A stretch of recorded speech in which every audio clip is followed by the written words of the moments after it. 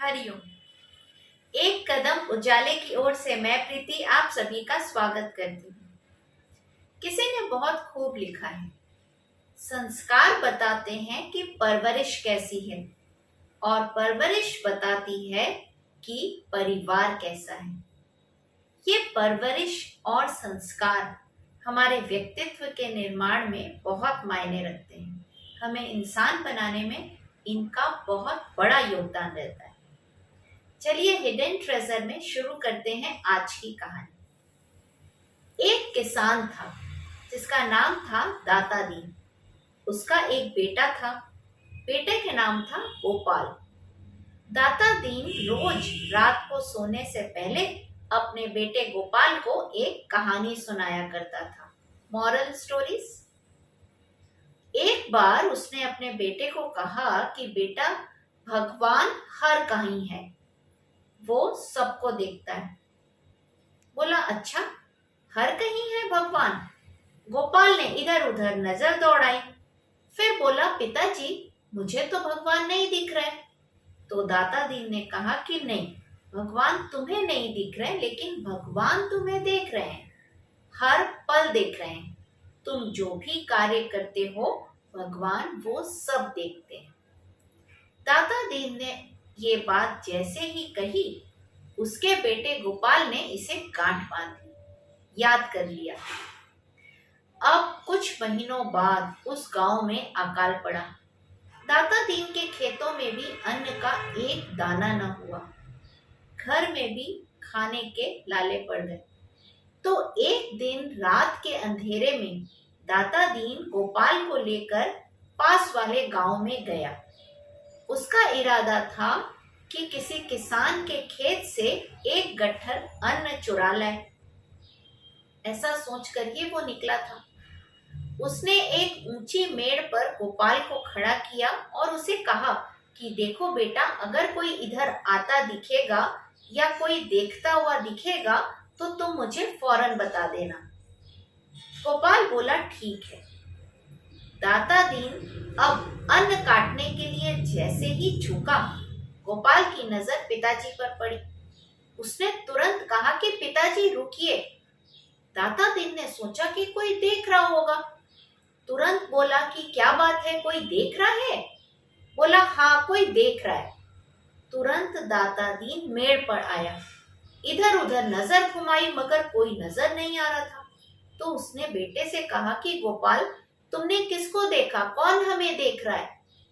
तो गोपाल ने कहा कि पिताजी, आप ही ने तो कहा है कि ईश्वर हर कहीं है और वो सबको देख रहा है, तो क्या वो इस वक्त आपको नहीं देख रहा?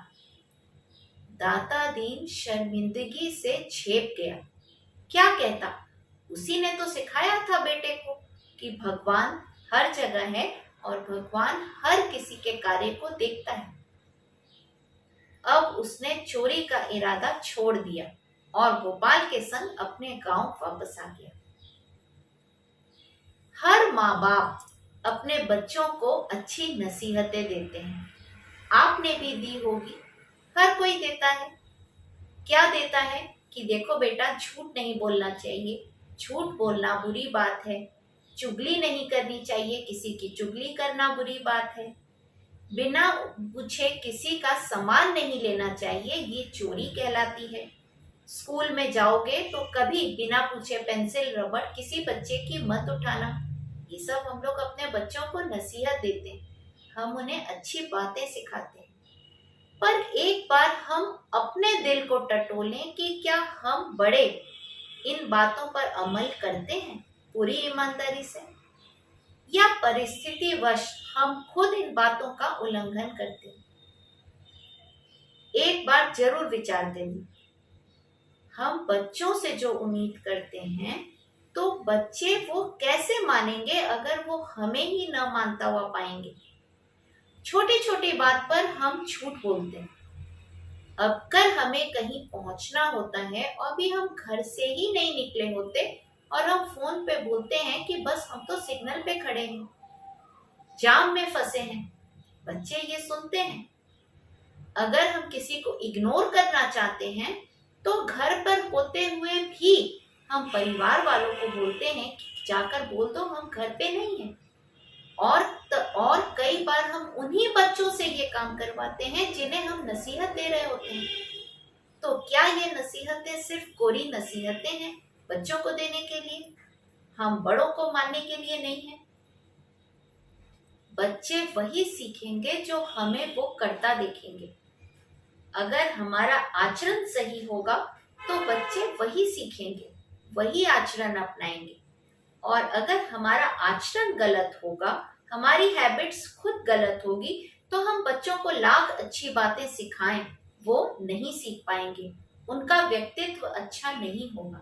और बाद में उनके व्यक्तित्व को लेके, उनकी हैबिट्स को लेके, उनके व्यवहार को लेके हम बड़ों को ही पछताना पड़ेगा। तो सबसे पहले हम बड़ों को बदलाव की आवश्यकता है। हमें अपने आचरण को बहुत गौर से देखना होगा। अगर हमारे घर में बच्चे हैं और हम दिल से चाहते हैं उन्हें एक अच्छी परवरिश देना। हर मंगलवार और शनिवार को एक नई कहानी के साथ आपके सामने हाजिर हो जाऊंगी। आज लेती हूँ विदा। हरि ओम।